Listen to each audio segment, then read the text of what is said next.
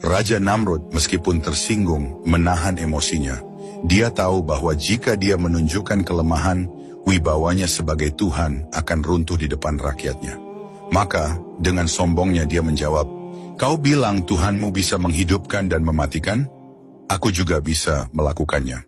Nabi Ibrahim alaihissalam menantang Raja Namrud, "Buktikanlah jika kau memang bisa." Raja Namrud kemudian memerintahkan 2 orang prajuritnya untuk menangkap 2 laki-laki yang kebetulan melintas di luar istana. Di hadapan semua orang, Raja Namrud membunuh salah satu dari mereka dan membiarkan yang lainnya pergi sambil berkata dengan angkuh, "Lihat, aku membunuh satu dan membiarkan yang lain hidup. Aku juga bisa mematikan dan menghidupkan." Nabi Ibrahim menatap Raja Namrud dengan penuh keyakinan dan berkata, "Itu hanyalah tipu daya manusia. Kau tidak menghidupkan siapapun. Kau hanya membiarkan orang yang sudah hidup tetap hidup. Namun Allah Subhanahu wa Ta'ala, Tuhan yang sebenarnya, adalah yang menghidupkan dan mematikan dengan kuasanya." Melihat Raja Namrud masih bertahan dengan argumennya, Nabi Ibrahim memberikan tantangan lain yang tidak bisa dibantah. "Setiap hari Tuhanku Allah Subhanahu wa Ta'ala menerbitkan matahari dari timur dan menenggelamkannya di barat. Jika engkau benar-benar Tuhan, pindahkanlah matahari dari barat ke timur." Semua orang di aula itu terdiam. Raja Namrud tertegun, tak mampu membalas. Tantangan ini terlalu besar untuk diatasi, bahkan oleh seorang raja yang mengaku sebagai Tuhan. Allah berfirman dalam Al-Quran, bahwa orang kafir itu menjadi bungkam, tak bisa berkata apa-apa. Namun Raja Namrud yang angkuh tidak mau menunjukkan kelemahan di depan rakyatnya. Dia berteriak, "Tangkap orang ini dan penjarakan dia. Aku akan membunuhnya dengan cara yang paling menyakitkan, supaya tak ada lagi yang berani menentangku." Raja Namrud memanggil penasihat-penasihatnya untuk memutuskan hukuman apa yang paling kejam bagi Nabi Ibrahim. Mereka bermusyawarah dan akhirnya memutuskan bahwa cara paling menyakitkan untuk mati adalah dengan dibakar hidup-hidup. Raja Namrud setuju, namun dia tidak mau sekadar membuat api kecil. Dia ingin menunjukkan kekuatannya dengan membuat api yang besar setinggi istananya untuk membakar Nabi Ibrahim. Raja Namrud memerintahkan untuk membuat tumpukan kayu setinggi beberapa meter. Biaya besar dikeluarkan, tenaga yang banyak dikerahkan, dan tumpukan kayu yang sangat tinggi dibuat. Api itu membesar, menjulang tinggi hingga tampak seperti menyentuh langit. Ini bukanlah api biasa, tapi api yang dirancang untuk membakar ribuan orang.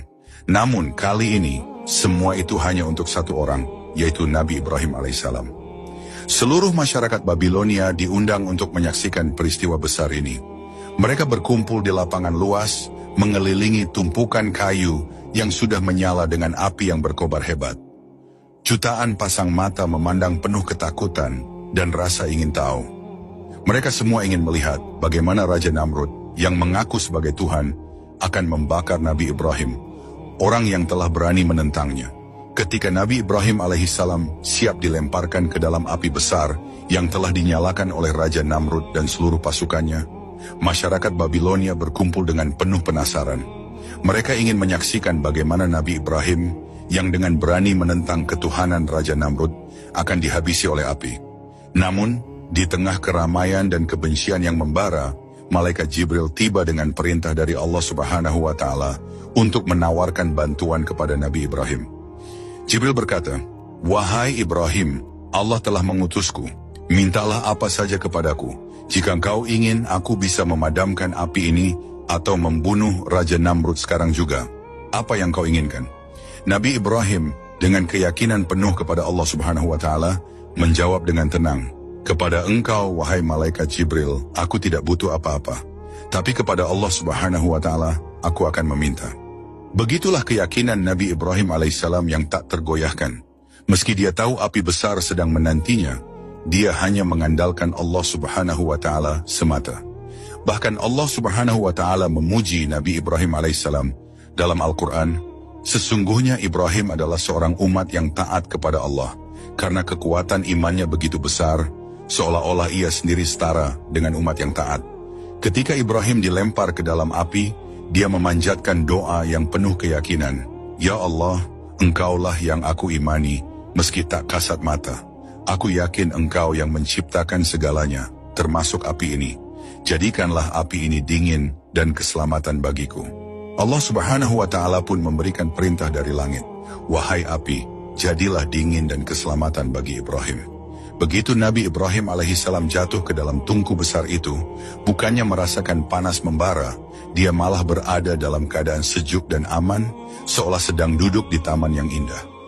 Ia bahkan melihat makanan dan suasana nyaman di sekitarnya.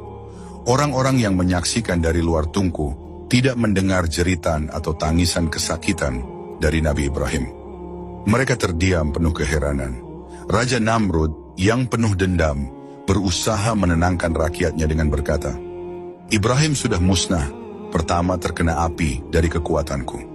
Namun Nabi Ibrahim masih bergerak di dalam api sesuai instruksi malaikat Jibril. Gerakan sederhana dari Nabi Ibrahim ini membuat Raja Namrud dan rakyat Babilonia terdiam.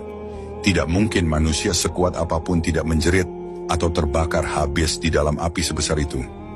Untuk memastikan kematian Nabi Ibrahim alaihissalam, Raja Namrud memerintahkan agar api tetap menyala selama 3 hari.